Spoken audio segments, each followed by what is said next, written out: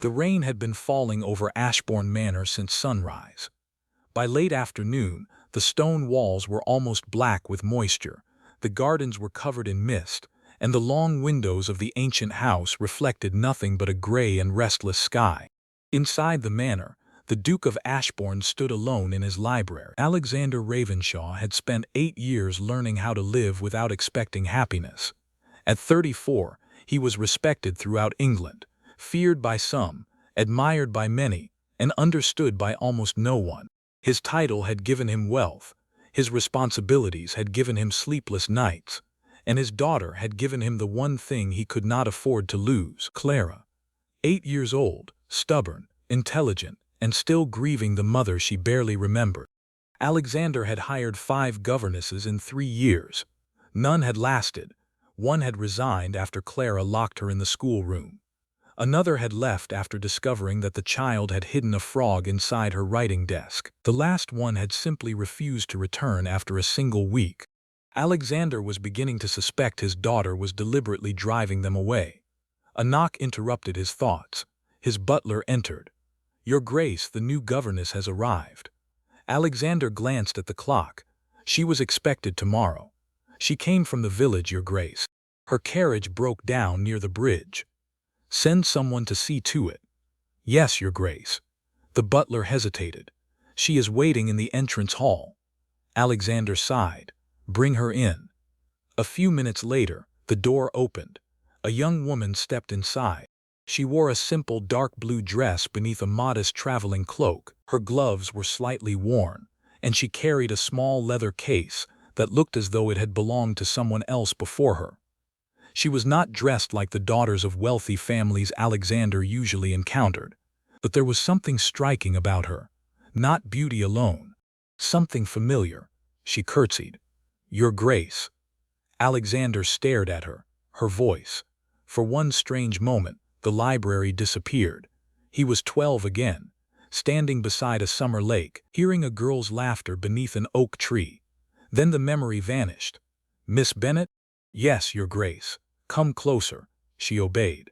Alexander studied her face, dark brown hair, soft hazel eyes, a small mark near her left eyebrow.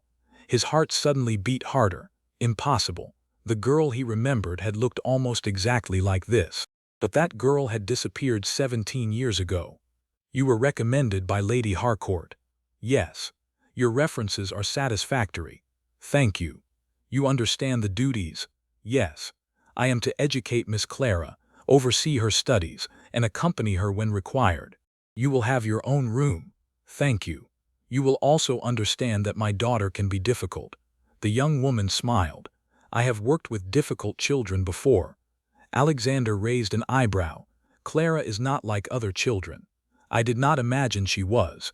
For the first time he almost smiled. "You seem confident." "I have learned that confidence is useful when dealing with children." Alexander looked at her again. There was something in the way she spoke, something that reminded him of a girl who had once challenged him to climb the tallest tree on his uncle's estate. He shook away the memory. "You may begin tomorrow." The governess curtsied. "Thank you, Your Grace." She turned toward the door. "Miss Bennet." She stopped. Alexander hesitated. "Have we met before?"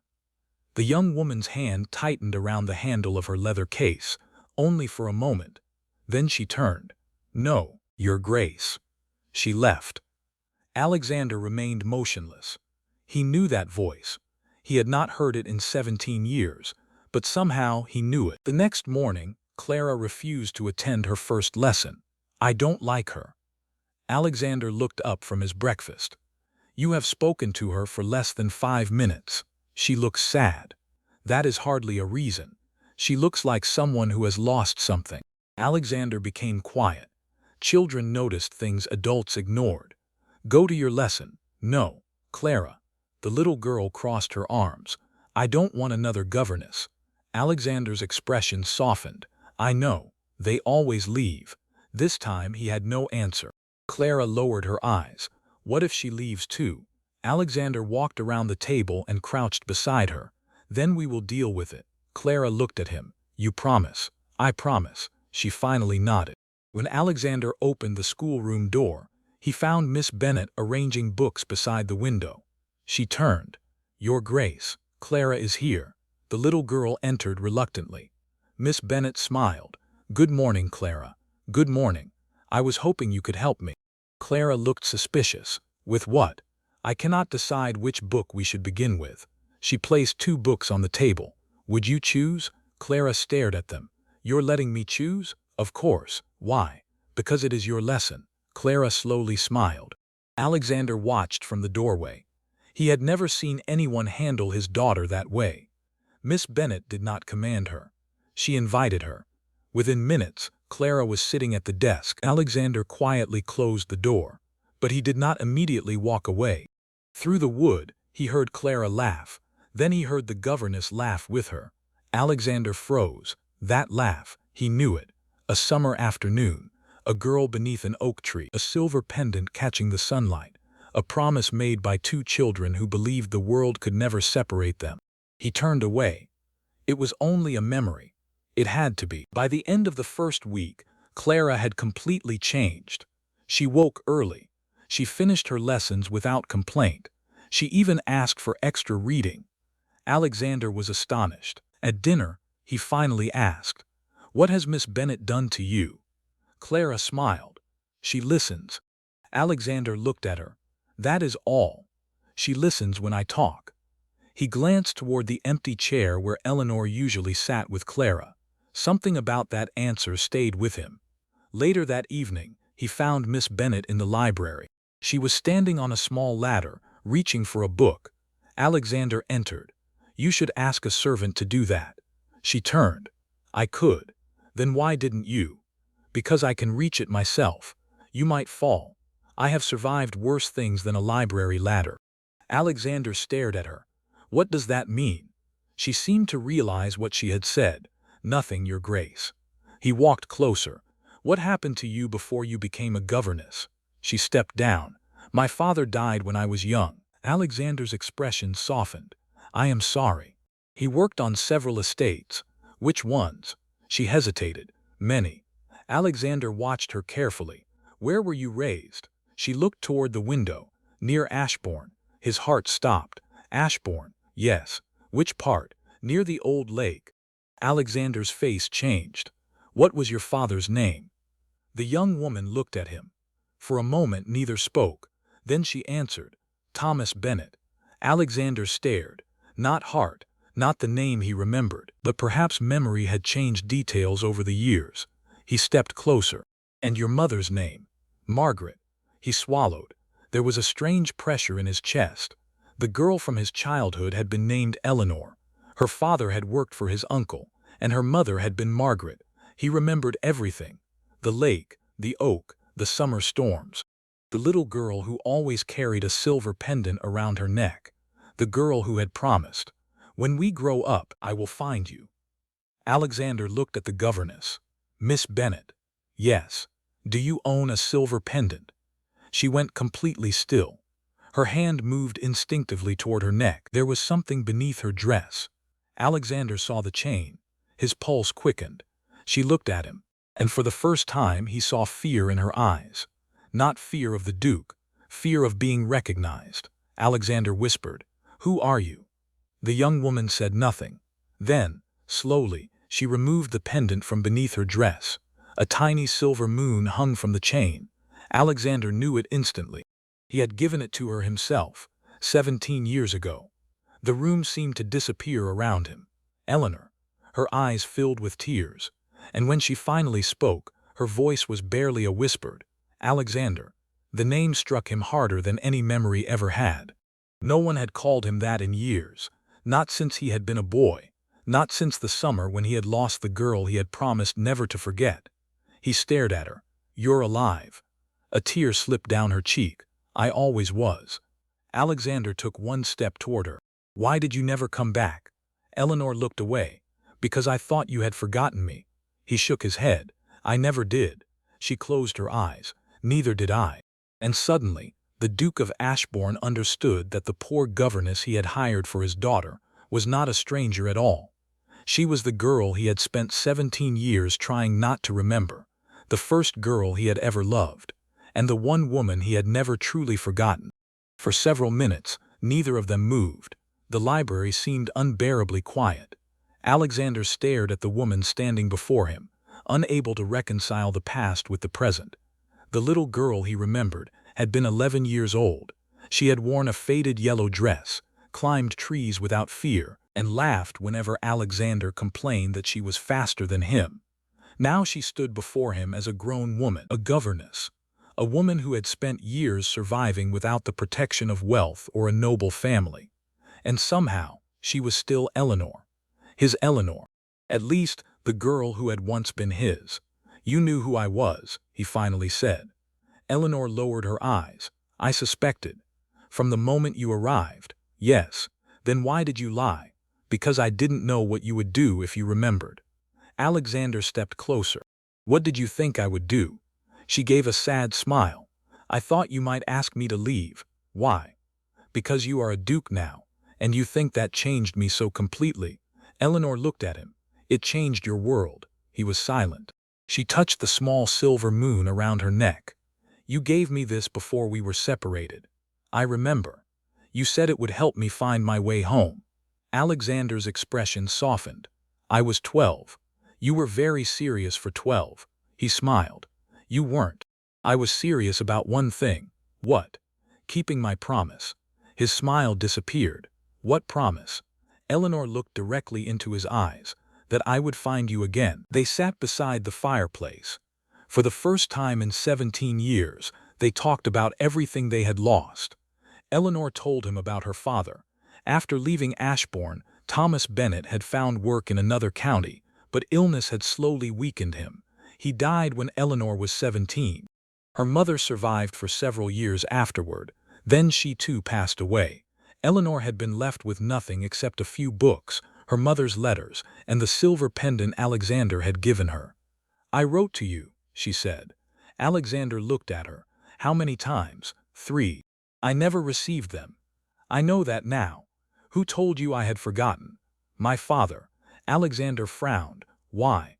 "He believed I would only be hurt if I continued waiting for someone who had become a duke." Alexander stood. His jaw tightened. "My father." Eleanor looked at him. "You think he stopped the letters?" "I know he did." He walked toward the window. His father had always believed that duty came before happiness. He had separated Alexander from Eleanor because she was poor. At 12, Alexander had not understood. At 34, he understood perfectly. Eleanor rose. "You cannot change what happened." "No. But you can decide what happens now." He turned toward her. Their eyes met, and for a moment neither was able to look away. The following weeks were different. They could no longer pretend to be strangers, yet neither knew what they were now. Eleanor continued teaching Clara. Alexander continued managing the estate, but every conversation carried an invisible meaning. Every glance lasted a little longer. Every accidental touch felt dangerous. One afternoon, Clara was practicing piano when Alexander entered the schoolroom. She immediately stopped. "Papa, Miss Bennet says I am improving." "You are. Do you think so?" "Yes." Clara smiled. Then she looked between them. "You both look strange." Alexander frowned. "We do not." "You do." Eleanor tried not to laugh. "Continue your scales, Clara." The girl sighed dramatically. Alexander looked at Eleanor. She smiled. For a moment, they were 12 and 11 again. Just two children laughing over something no one else understood. That evening, Alexander found Eleanor in the garden. She stood beside the old oak tree. He approached slowly.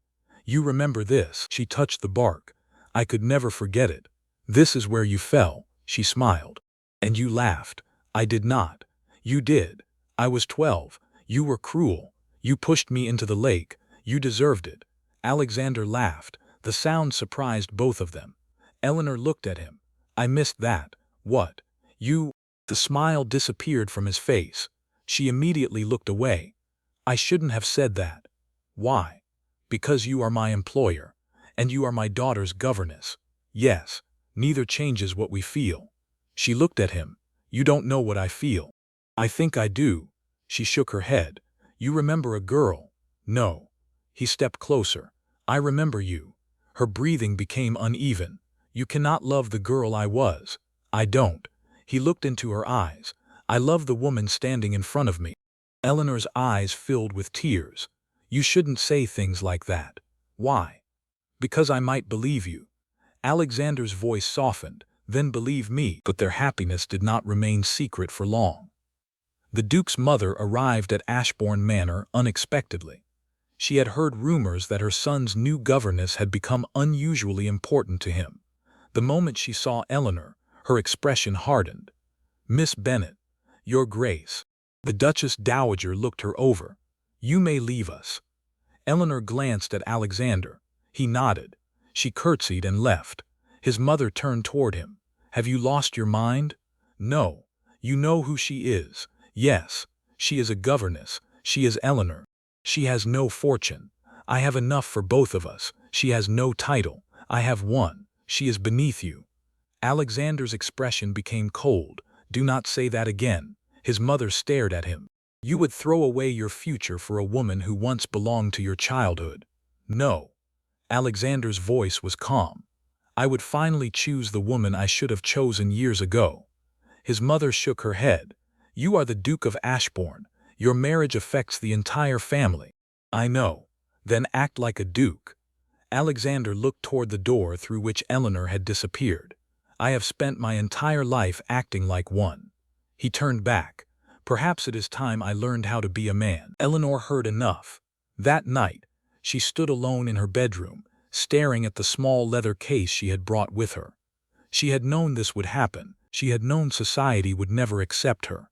Alexander could lose invitations, political connections, family support, perhaps even his mother's approval, and all because of her.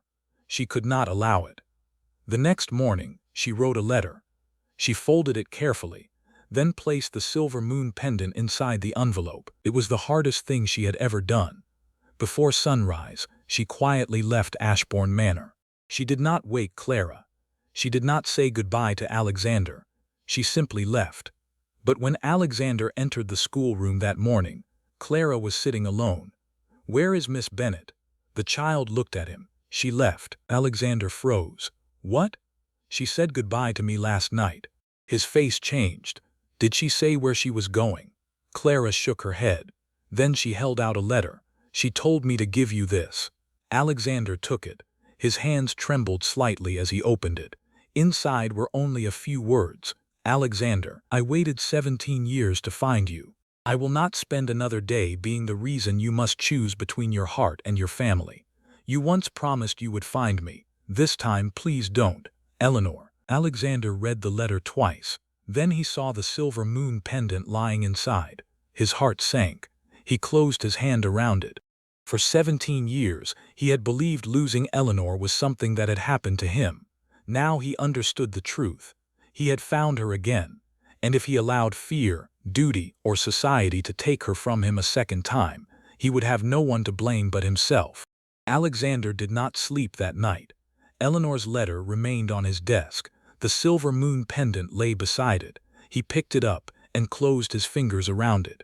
17 years ago, he had promised a frightened little girl that he would never forget her. He had failed to find her, but he had not failed to remember. At dawn, Alexander ordered his carriage. Your Grace, his butler asked, where are we going? The village. Alone. Yes. Alexander took one last look at the letter. Then he added quietly, I am bringing her home. Eleanor had not gone far. She had found a small room above an old bookshop in the village. It was modest, cold, and nothing like the elegant rooms she had occupied at Ashbourne Manor. But it was familiar. She sat beside the window with a cup of tea between her hands. She had told herself leaving was the right thing. She repeated it until she almost believed it. Then she heard the sound of horses outside. Her heart immediately knew who it was. A knock came at the door. Eleanor remained still. Another knock. Eleanor. She closed her eyes. Alexander. She stood slowly and opened the door. He was standing there without his hat, his coat covered with rain. You came.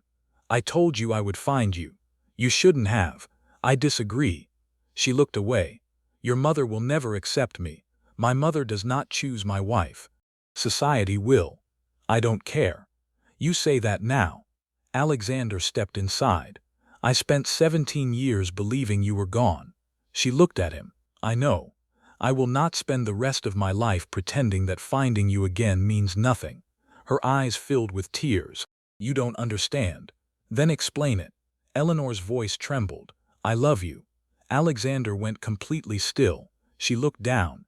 I have loved you since I was 11 years old. A tear fell down her cheek. But loving you does not mean I should destroy your life. He stepped closer. You are not destroying my life. You could lose your family. I have already lost enough. You could lose your position. I am still the Duke. You could become a subject of gossip. He gave a quiet smile. London has survived worse scandals. Despite herself, Eleanor laughed. Alexander smiled. Then his expression became serious. Eleanor, I don't want a governess. She looked at him. I don't want a childhood memory. He gently took her hand. I want you. She looked into his eyes. For how long? His fingers tightened around hers. For the rest of my life. But before Eleanor could answer, the door opened. An elderly woman entered from the shop below.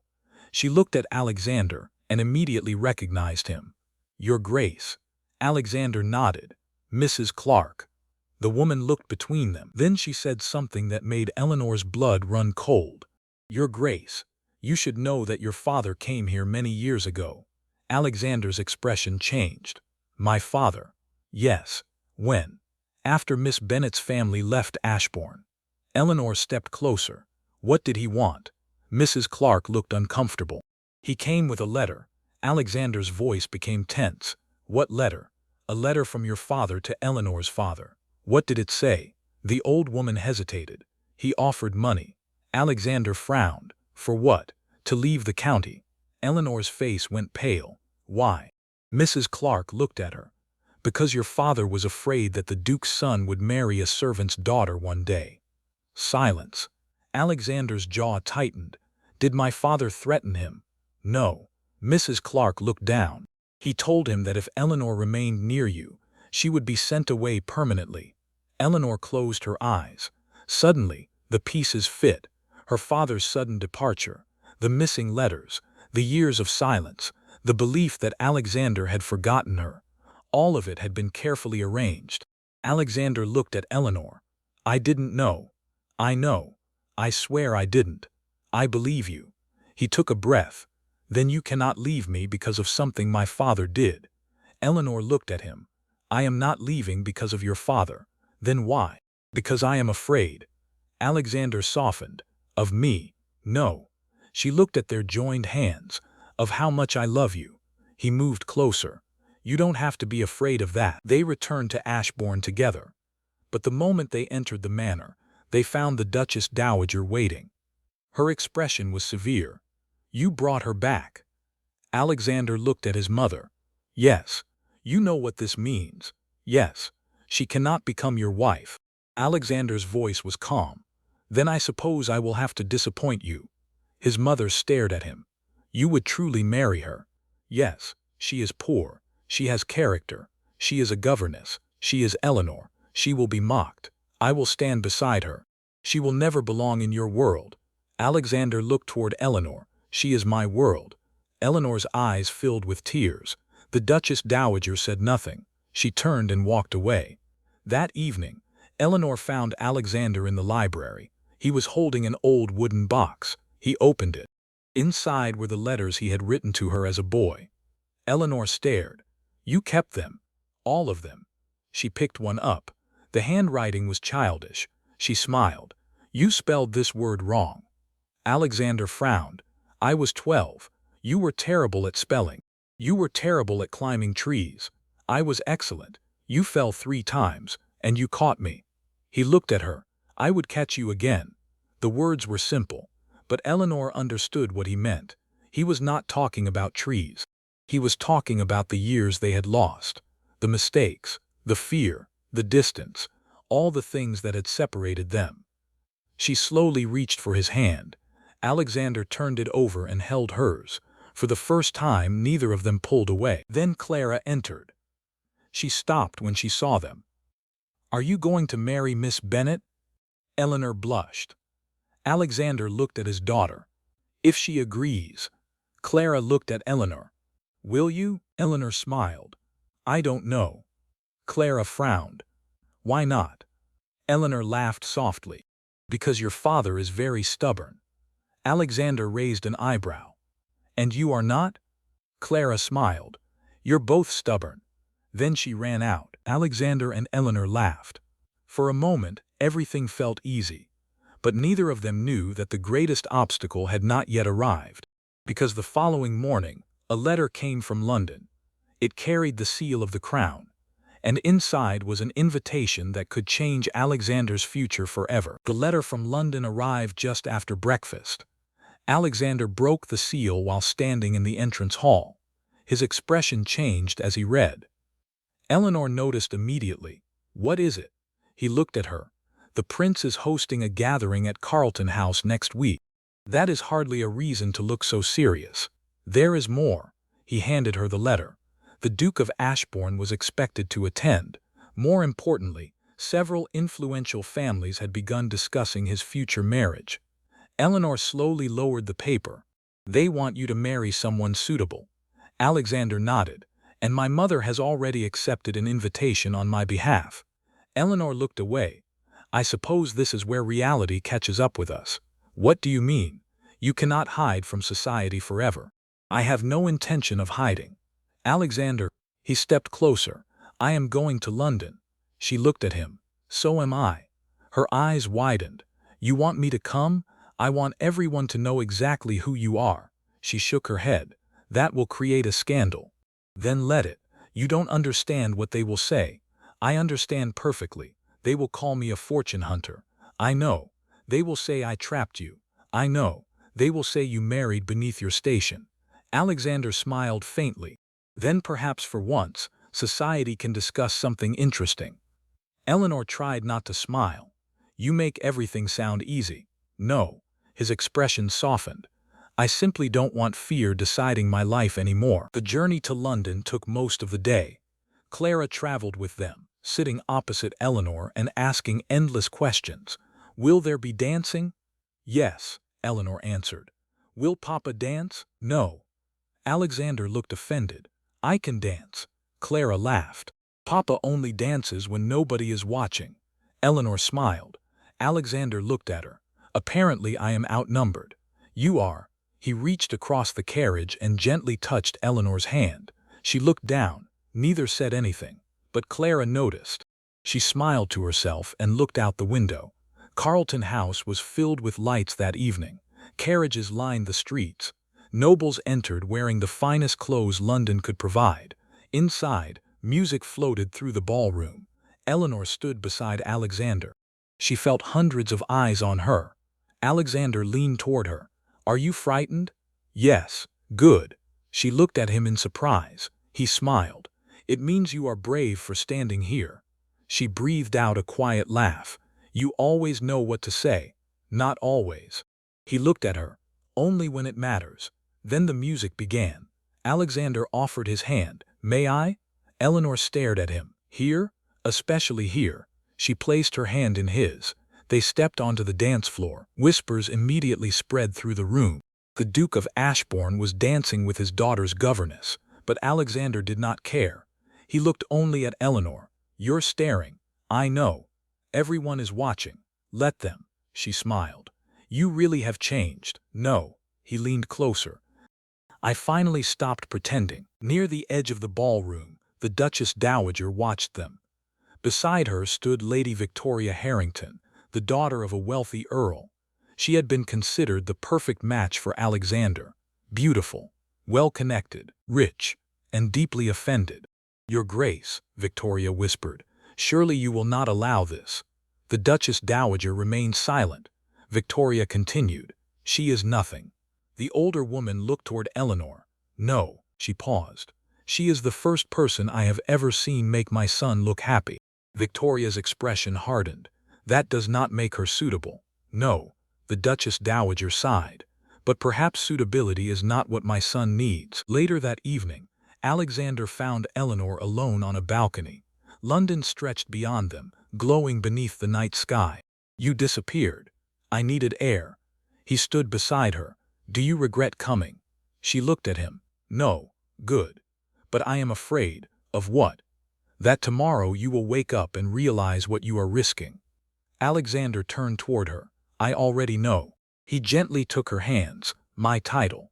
He kissed one hand. My reputation. Then the other. My family's approval. He looked into her eyes. All of it can be rebuilt. His voice softened, but 17 years cannot.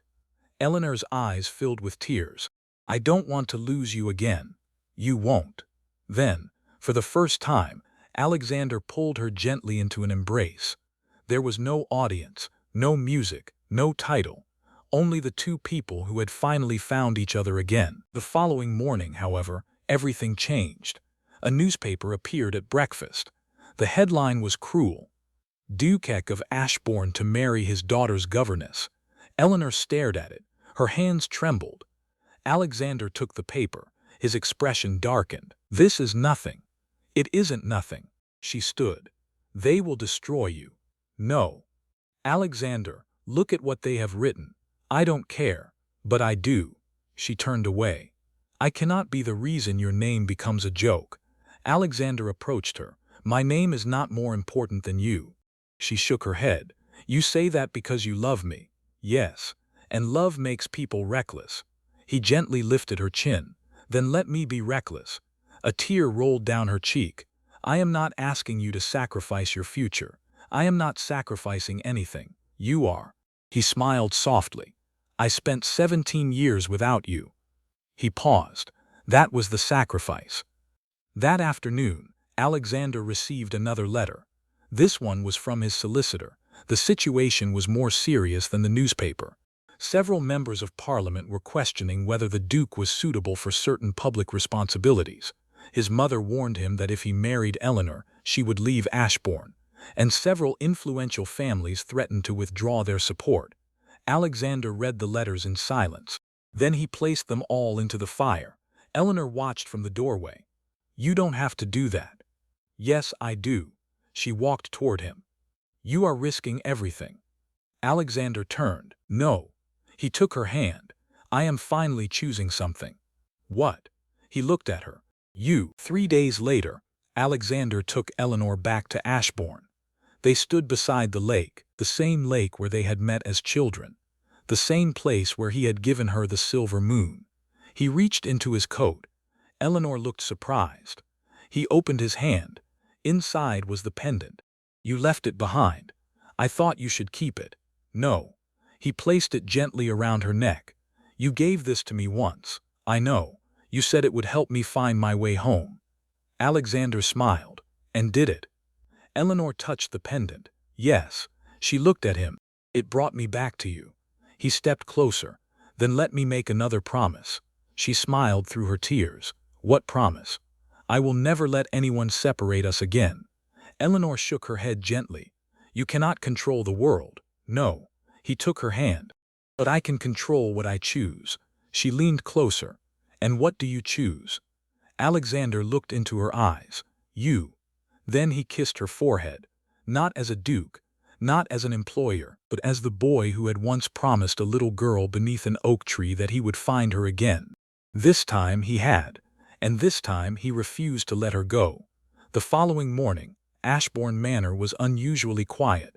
Eleanor stood beside the bedroom window, watching the first light spread across the gardens. For 17 years she had believed that some doors were meant to remain closed. The past was one of them. She had learned to live without Alexander. She had built a life from almost nothing. She had become a governess because it was respectable work. She had taught children, cared for families, and convinced herself that the memories of a boy beside a lake belonged to another lifetime. Then she had walked into Ashbourne Manor, and everything had returned. Alexander, the lake, the oak tree, the silver moon, the promise. She touched the pendant resting against her neck.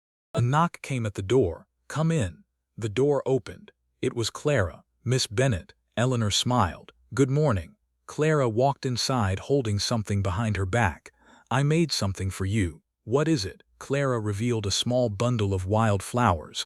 Eleanor's expression softened. They're beautiful. There for your wedding. Eleanor froze. My what? Clara looked confused. Papa said you were going to stay. Eleanor laughed. I am. Forever? Eleanor hesitated. Then she smiled. I hope so. Clara hugged her. Eleanor closed her eyes. For the first time, the word family did not frighten her. Downstairs, Alexander was waiting in the breakfast room. Clara rushed inside. Papa. Yes? Miss Bennet is staying. Alexander looked at Eleanor. Is that so? Eleanor smiled. If your daughter allows it. Clara nodded seriously. I do.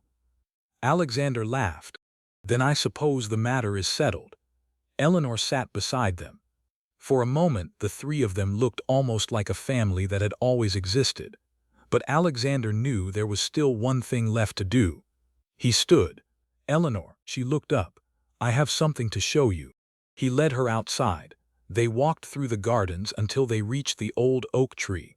The branches were beginning to show the first signs of spring. Alexander stopped beneath it. Do you remember what you said here? Eleanor smiled.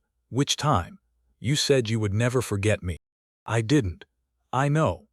He reached into his coat. This time he took out a small velvet box. Eleanor stared at it. Alexander. He opened the box. Inside was a simple ring, elegant, beautiful, not covered in diamonds. It was made of gold, with a tiny silver moon engraved inside. Eleanor's eyes filled with tears. I had it made last night. She looked at him. You planned this quickly. I have been waiting 17 years. She laughed softly through her tears. That is true. Alexander took her hand. I cannot promise you that life will always be easy. I don't need easy. I cannot promise that society will always approve of us. I don't care anymore. I cannot promise that I will never make mistakes. Eleanor smiled. You will.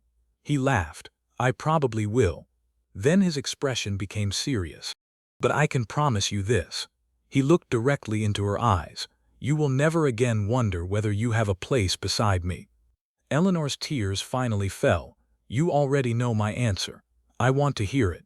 She smiled. Yes. Alexander slipped the ring onto her finger. Then he gently kissed her hand. The wedding took place 3 months later. It was not the grand society event that London had expected. Alexander refused to turn their marriage into a performance. Instead, only close friends and family attended. The ceremony took place beside the lake, the same lake where they had first met. The same lake where 2 children had once believed that promises were stronger than distance. Clara stood beside Eleanor as her flower girl. She had insisted on choosing every flower herself. When Eleanor appeared, Alexander could not take his eyes away from her. She wore a simple ivory gown. Her hair was decorated with small white flowers. The silver moon pendant remained around her neck. Alexander smiled when he saw it. Eleanor reached him. For a moment neither spoke. Then she whispered, You remembered. Everything. The ceremony began. When it was time for the vows, Alexander looked at her. I once promised a little girl that I would find her again. Eleanor smiled. You did? No. His voice softened. You found me. Her eyes filled with tears. And I promise you, he continued, that I will spend the rest of my life making sure you never feel lost again. Eleanor took his hand. I spent 17 years believing that the best part of my childhood was behind me. She smiled. Then I came here and discovered it was waiting for me. They exchanged rings, and when they were pronounced husband and wife, Clara clapped loudly enough to make everyone laugh. The years that followed changed Ashbourne Manor. Eleanor remained involved in Clara's education, but she was no longer the poor governess who had arrived carrying a single leather case. She became the Duchess of Ashbourne, but she never forgot where she had come from. She established a small school for village children. She created a library where local families could borrow books. She made sure servants were treated with dignity. And Clara grew into a confident young woman who never forgot the governess who had first taught her that being heard mattered more than being obeyed. Alexander changed too. He still worked hard, still carried responsibilities, still worried about the estate. But he no longer carried everything alone. Some evenings, he and Eleanor walked beside the lake. Sometimes they spoke for hours. Sometimes they said nothing at all. They did not need to. One summer evening, many years after their wedding, Eleanor stood beneath the old oak tree. Alexander approached from behind. "You disappeared." She smiled. "I was remembering." "What?" "The first summer." He stood beside her. "You were annoying. You were arrogant. You pushed me into the lake. You deserved it." He laughed. Then he looked at the lake. "Do you ever wonder what would have happened if we had never met again?" Eleanor turned toward him. "No." "Why not?"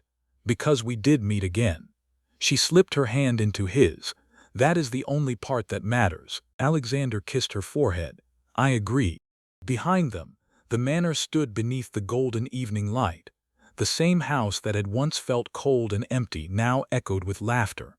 Clara was grown, the gardens were full of flowers, and the old lake remained exactly where it had always been, waiting, like the memory of two children who had once promised to find each other.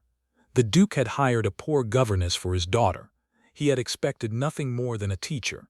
Instead, he discovered the woman he had loved before he even understood what love meant. Years had separated them. Poverty had changed her life. Duty had changed his. His father's choices had stolen 17 years from them. But time had not erased what they had shared. It had only made them wait. And when they finally found each other again, Alexander realized something he should have understood long ago. Some loves do not disappear. They simply wait quietly in the heart until the right moment comes to bring them home. And Eleanor was no longer the lost girl from his childhood. She was his wife, his daughter's beloved guardian, his closest friend, and the woman who had turned Ashbourne Manor from a place of duty into a home. For Alexander Ravenshaw, Duke of Ashbourne, that was the greatest inheritance he could ever have received.